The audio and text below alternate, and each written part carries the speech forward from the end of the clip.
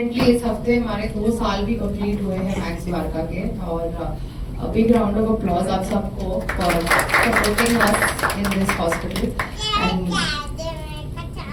and we are very lucky to have doctors like Dr. Brake and all senior clinicians जिन्होंने इस अस्पताल में बहुत सारे कॉम्प्लेक्स काम किया है एंड अभी अस्पताल हमारा 285 बेड्स का है, एक टर्शरी हॉस्पिटल है जहाँ पे हम सारे tertiary quaternary transplants cochlear implants सारे हाई एंड केसेस कर रहे। बट ऑल्सो जो इम्पोर्टेंट चीज द्वारका का है कि एक बहुत ही क्लिनिशियंस और एडमिनिस्ट्रेशन और पेशेंट्स की काफी फैमिली एटमॉस्फेयर है। क्लिनिशियंस बहुत टाइम स्पेंड करते हैं पेशेंट्स के साथ ऑन कम्युनिकेटिंग। आजकल डिजीज के बारे में आप कहीं पे भी सर्च कर लो, चैट जीपीटी भी डाल दो, लोगों को पता हो जाता है क्या है। But I think the difference जो सीनियर क्लिनिशियंस करते हैं वो टाइम स्पेंड करते हैं विद द पेशेंट, समझा देते हैं, रिकवरी टाइमलाइन बताते हैं। तो आई थिंक ये बहुत इंपॉर्टेंट डिफरेंशिएटर है मैक्स द्वारका का। एंड आज हमारे जो डॉक्टर ब्रिक है, he will talk about this special case. We are very thank you ma'am for coming over. And ये बहुत इंपॉर्टेंट है कि हम कम्युनिटी में प्रिवेंशन और डिटेक्शन बहुत जल्दी करें, बिकॉज डिजीज तो सबको पता है बट आई थिंक लोग थोड़े से अस्पताल आने में डरते हैं। एंड आई थिंक हमारा ये बहुत इम्पोर्टेंट इनिशिएटिव रहा है मैक्स द्वारका में कि हम जाके बहुत सारे चेकअप कैंप्स करें, लोगों को समझाए और अर्ली स्टेज पे डिटेक्शन करें। So I think this is a great example of that early detection that has happened and we can then give a bright future to children. And ऐसे बहुत सारे लोग I'm sure are there across and we would like you to reach out this message on early detection. I think that's it from my side. Over to Dr. Mrik. आप सब लोगों का यहाँ आने के लिए बहुत बहुत धन्यवाद। मैं doctor Sumit brick, director and head ENT at max hospital Dwarka. मैं लगभग 17 साल से कॉक्लियर इम्प्लांट प्रोग्राम रन कर रहा हूँ और करीबन कंट्री में 850 से ज्यादा मैंने कॉक्लियर इम्प्लांट के बच्चे ऑपरेट किए हैं। और आज हमारे साथ जुड़ी हैं डॉक्टर रेखा यादव, आराध्या की मदर, जो खुद एक डर्मेटोलॉजिस्ट हैं और रिवाड़ी से हैं। इनके हस्बैंड डॉक्टर पंकज, वो एक रेडियोलॉजिस्ट हैं। ये मैं आपको इसलिए कह रहा हूं कि पेरेंट्स दोनों डॉक्टर हैं। आप देखिए कि ये खुद एक बहुत रेप्यूटेड हॉस्पिटल से इन्होंने पढ़ाई की है और कॉक्लियर इम्प्लांट इनकी बच्ची ने अभी हमने किया, पहले एक कान किया फिर दूसरा कान किया। अब आज भी देखो हिंदुस्तान में 80% डिलीवरीज जो हैं वो रूरल एरियाज में होती हैं, घर में होती हैं लोगों की, कुछ लोगों की हॉस्पिटल्स में भी होती हैं। और ऐसा ही है कि न्यूबॉर्न स्क्रीनिंग प्रोग्राम जो ओटो अकूस्टिक कमीशन है, जिससे हम डे 1 पे पता लगा लेते हैं कि बच्चा सुनेगा या नहीं सुनेगा, ये हर डिस्ट्रिक्ट हॉस्पिटल्स में तो उपलब्ध है।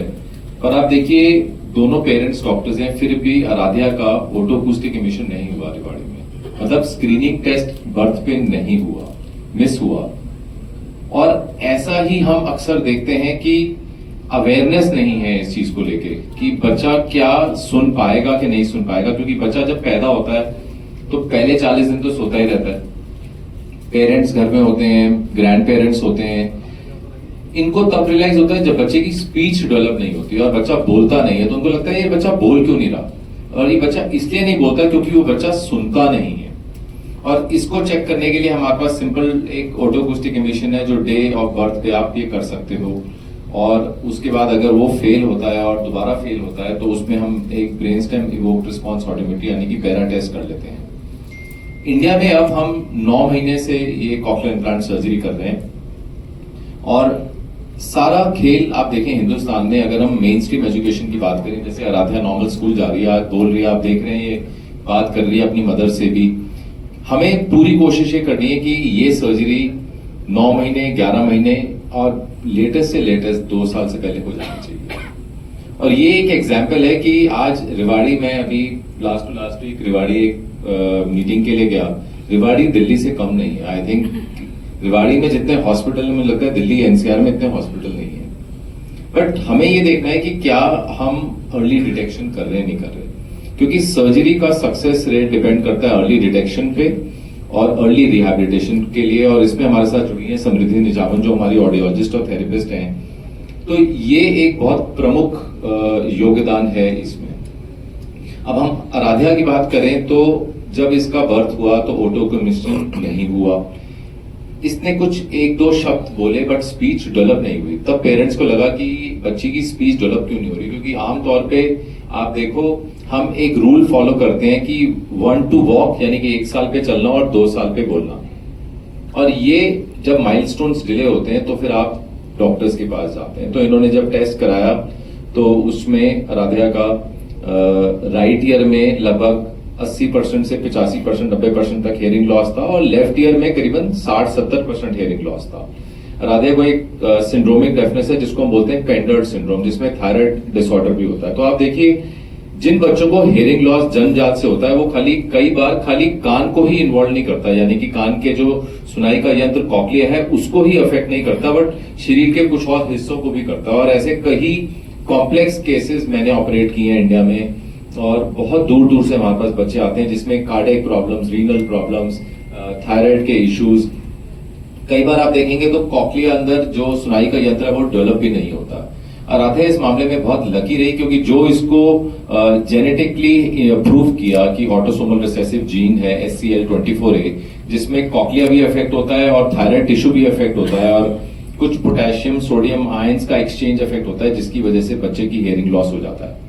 बट इसका कॉक्लिया ठीक बना हुआ था, तो हमने इसका राइट ईयर में अगर आप देखें तो आराध्या ने हाइब्रिड इम्प्लांट पहना हुआ है। हाइब्रिड इम्प्लांट में क्या होता है कि लो फ्रीक्वेंसीज आपकी मेंटेन रहती हैं। तो जैसे आपने देखा होगा लोग हेयरिंग एड का यूज करते हैं जिनको हेयरिंग लॉस होता है, बट हेयरिंग लॉस वो सिवियर टू प्रोफाउंड कैटेगरी में नहीं होता, तो हेयरिंग एड कामयाब रहते हैं। तो आराध्या एक यूनिक केस है जिसमें हमने राइट ईयर इम्प्लांट किया हाइब्रिड टेक्नोलॉजी को यूज करके, जिसमें लो फ्रीक्वेंसीज हेयरिंग एड प्रोवाइड करता है और हाई फ्रीक्वेंसीज इम्प्लांट प्रोवाइड करता है। और लेफ्ट ईयर में ये 1 साल तक हेयरिंग एड यूज करती रही क्योंकि इसकी सुनाई थोड़ी बची हुई थी, और प्रोग्रेसिव लॉस हुआ 1 साल के बाद।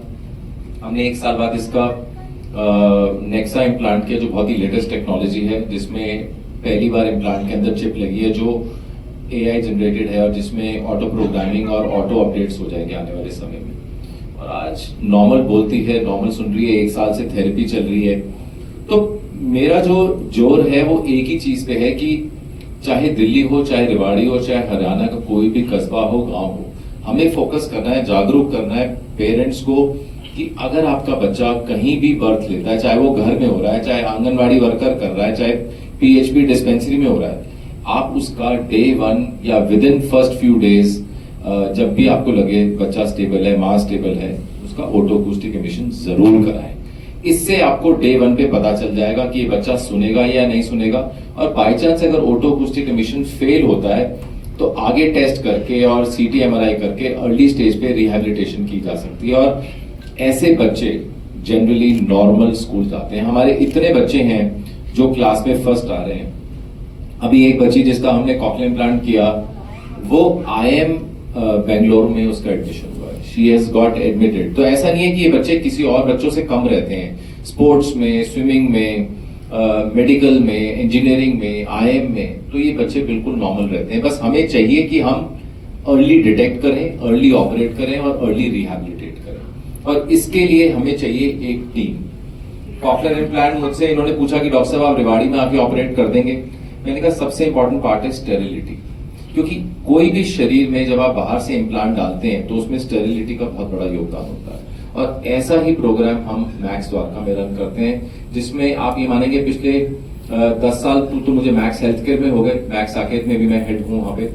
वी हैव 0% इन्फेक्शन रेट, क्योंकि आप एक इम्प्लांट डाल रहे हैं तो शरीर में आप कुछ डाल रहे हैं, उसमें अगर इन्फेक्शन हो गया तो आपको वो एक्सप्लांट ही करना पड़ेगा। इसलिए स्टेरिलिटी का, इंफ्रास्ट्रक्चर का बहुत बड़ा रोल है। और इसमें हमारे साथ जो हमने सिस्टम यहाँ क्रिएट किया है मैक्स हॉस्पिटल में, खाली किसी बच्चे के लिए ही नहीं, मैं ट्रस्ट फाउंडेशन भी रन करता हूँ जिसमें गरीब बच्चों को हम मुफ्त इलाज भी करते हैं। ऐसा नहीं है कि उसमें हॉस्पिटल पीछे रहता है। आप देखिए लोग अक्सर कॉर्पोरेट्स को बोलते हैं कि कॉर्पोरेट सिर्फ मनी मेकिंग एरिया है, ऐसा नहीं है। मैक्स हेल्थ केयर इस हमारे साथ बिल्कुल जुड़े हुए हैं, जिसमें पूरे हिंदुस्तान के कोने कोने से हमारे पास बच्चे आते हैं। अगर किसी बच्चे की उम्र 3 साल से कम है और फैमिली इनकम उनकी 7 लाख रुपए से कम है तो हम उनको फ्री इम्प्लांट डिवाइस प्रोवाइड करते हैं, और सर्जरी का खर्चा, ऑडियोलॉजी, रिहैबिलिटेशन का खर्चा, टेस्ट का खर्चा सब कुछ 50% चार्ज किया जाता है। और ये सर्जरी भी बच्चों की मैक्स में ही होती है द्वारका में। ऐसा नहीं है कि उनको हम कहीं और करते हैं या उसमें कुछ क्वालिटी में डाउन किया जाता है या उनको कम ध्यान रखा जाता है। और उनकी थेरेपी भी सेंटर पे समृद्धि देखती है, जिसमें बहुत सारे बच्चे हैं। हमारी अपनी ट्रस्ट फाउंडेशन भी है, संकल्प ट्रस्ट फाउंडेशन, जिसके माध्यम से हम गरीब बच्चों को पार्शियल फंडिंग 2 से 2.5 लाख रुपए तक फंड प्रोवाइड करते हैं। जो पेरेंट्स अफोर्ड नहीं कर पाते उनको भी ये सुविधा दी जाती है, सिर्फ एक फोकस के साथ कि हम ऐसे बच्चों को अर्ली डिटेक्ट कर पाए और अर्ली ऑपरेट कर पाए और अर्ली रिहैबिलिटेट कर पाए, ताकि ये सब बच्चे स्कूल जा पाए और पढ़ पाए, सुन पाए, बोल पाए। और to understand and accept that. Thank you sir and thank you ma'am for inviting us here and आप सबको thank you. Myself doctor Rekha Yadav, I am a dermatologist working at civil hospital Rewari. मैंने हमेशा प्रैक्टिकल और मतलब experimental चीजें देखी हैं। मतलब कभी मैंने ऐसे नहीं देखा कि मेरी फैमिली में भी किसी को हेयरिंग लॉस नहीं है, कोई हिस्ट्री नहीं है।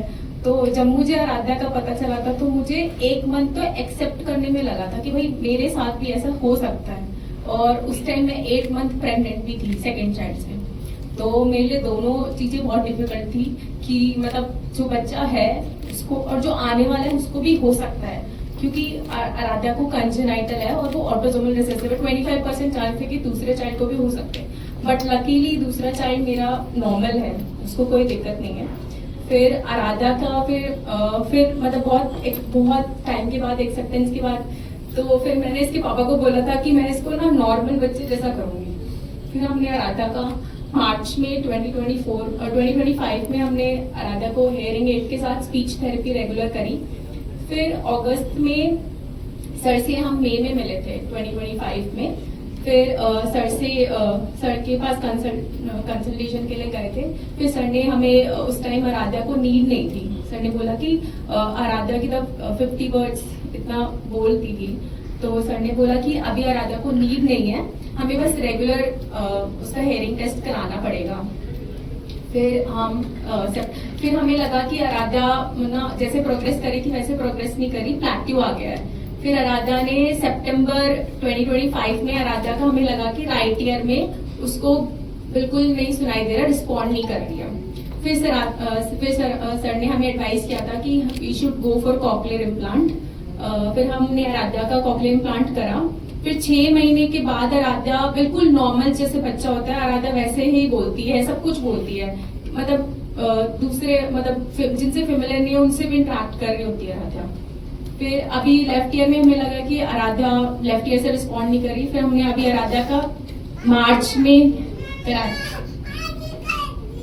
कॉकलियर इम्प्लांट कराया एंड आराध्या अब नॉर्मल है। और मैंने इसके पापा को जो बोला था वो मैंने कर दिया और मैं चाहती हूँ कि आराध्या बहुत सक्सेसफुल हो। एंड मैं सर को स्पेशली थैंक करना चाहूंगी, सर मेरे लिए गॉड की तरह है। मैंने आराध्या को यही बोला कि मतलब मैं बचपन में सोचती थी कि मतलब मेरे को डॉक्टर इसलिए अच्छे लगते थे कि वो ना मतलब मैं खुद जाती थी डॉक्टर के पास दिखाने के लिए, तो मुझे उनका ऑरा बहुत अच्छा लगता था। मतलब कैसे बात करते हैं, कैसे मतलब हमें ट्रीट करते हैं, इसलिए मैं डॉक्टर बनना चाहती थी। फिर सर से मिले तो सर ने मेरी बेटी को हेयरिंग दिया है and thank you sir so much. और फिर मैं समृद्धि मैम को भी बहुत थैंक यू बोलना चाहूंगी। मैं चाहूंगी हर बच्चा मैम से स्पीच थेरेपी ले, मैम बेस्ट है और मेरी बेटी तो बहुत ज्यादा अटैच्ड है मैम से। और मैं यही मैसेज देना चाहूंगी पेरेंट्स को कि अगर आपके बच्चे को हेयरिंग और जैसे सर ने बोला ओएई कराना चाहिए, उससे वो गलती हुई थी, बट ठीक है कोई बात नहीं, गलती हम करते, बट हर पेरेंट्स को ओएई कराना चाहिए। जो भी कहीं पे भी अगर उनका बर्थ होता है, चाहे रूरल में है, अर्बन में, कहीं पे भी है। उसके बाद अगर आपके डॉक्टर जो आपको एडवाइस करते हैं वो आपको करना है, जो भी वो एडवाइस करते हैं आपको एडवाइस पूरी कंप्लीट करनी है, क्योंकि पेरेंट्स का रोल और फैमिली का रोल कोई भी नहीं फुलफिल कर सकता। आपको अपने बच्चे के लिए मेहनत करनी ही पड़ेगी अगर उसको दिक्कत है तो, और आप ही उसको सक्सेसफुल बना सकते हैं। अगर आप मेहनत करोगे तो बच्चा मतलब पता नहीं कितना, आराध्या की उड़ान तो अभी स्टार्ट हुई है। Thank you so much. And मैं सर को एंड सर की पूरी टीम को सपोर्ट के लिए, रीअश्योरेंस के लिए थैंक यू बोलना चाहूंगी। Thank you sir. Thank you sir, thank you ma'am, thank you everyone for inviting me here. Myself Samriddhi, I'm audiologist and auditory verbal therapist. जब आराध्या हमारे पास आई थी, जैसे सर ने बताया, डॉक्टर रेखा ने भी बताया कि इसके कुछ फ्यू वर्ड्स थे। हमने फिर बेरा किया इसका और हमने देखा कि इसकी जो लो फ्रीक्वेंसीज हैं वो अभी बची हुई है, जिसकी वजह से ये जो उसने अप्रोक्सीमेटली 50 वर्ड्स कैच किए थे उसकी वजह से वो कर पा रही थी। और हाई फ्रीक्वेंसी जैसे कि श स वाले वर्ड्स उसके बिल्कुल भी पिक उसने नहीं किए थे। देन हमने डिसाइड किया, सर और हमारी पूरी टीम बैठी, हमने डिसाइड किया कि हम इसको हाइब्रिड कॉक्लियर इम्प्लांट लगाएंगे। हाइब्रिड कॉक्लियर इम्प्लांट जो है बेसिकली जिसमें 2 कंपोनेंट्स होते हैं, एक बच्चा जो होता है इलेक्ट्रोअकूस्टिक सुनता है और एक अकूस्टिकली सुनता है, जिसमें जो लो फ्रीक्वेंसी है वो ऑलरेडी प्रिजर्व रहती है, जो कि सर्जन जो होते हैं वो एक्सपर्टली उसको प्रिजर्व करते हैं, और हाई फ्रीक्वेंसी जो है वो बूस्ट करती है through cochlear implant. And I am very happy कि वो अब सब कुछ नॉर्मली सुनती है, वो सारे क्वेश्चन आंसर सब कुछ रिस्पॉन्स एक नॉर्मल बच्चे की तरह करती है। अगर उसका कोई भी इम्प्लांट को नहीं देखता है तो आई थिंक कोई इसको जज नहीं कर सकता है कि उसको हियरिंग प्रॉब्लम है। She is doing amazing. वो स्कूल जा रही है, स्कूल में अपने फ्रेंड्स के साथ बात कर रही है, जो भी उसके स्कूल में हो रहा है वो घर आकर मामा को बताती भी है कि आज मेरे को स्कूल में मैम ने ये सिखाया, मुझे ये सीखना है। और अभी आराध्या, यहाँ पे ना किसी को मैगी बनानी नहीं आती, आप सिखाओगे? किसी को भी नहीं आती है, ठीक है? चलो बोलेंगे हेलो फ्रेंड्स, आज हम मैगी बनाएंगे। आज हम मैगी बनाएंगे। क्या पैन लेकर आए, जल्दी से रखो उसको गैस के ऊपर। वाह, अब क्या करेंगे? मैगी डालेंगे। पहले पानी डालेंगे। चलो पानी डाल दो जल्दी से, ये लो, पानी डाल दो, पानी डाल दो। वाह, अरे यार ये लो पानी डाल दो, अब जल्दी से मैगी का पैकेट में नीचे से निकालो, ओपन करो पहले। हाँ, क्रश करो पहले, क्रश तो करो, क्रश क्रश क्रश। यस, अब क्या करेंगे? अच्छा, डालेंगे 1 स्पून, अरे ज्यादा हो जाएगा, थोड़ा सा डालो, ठीक है? ओके।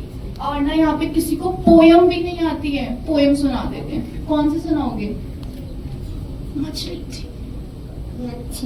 चलती आ रही है, उसका पानी है, जीवन उसका पानी है, हाथ जाएगी मर जाएगी, पानी में डालोगे मर जाएगी।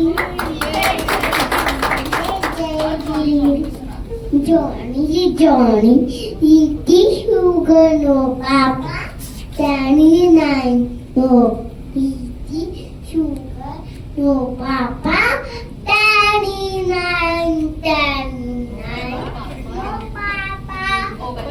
papa, Danny 9. Open your mouth, ha ha ha.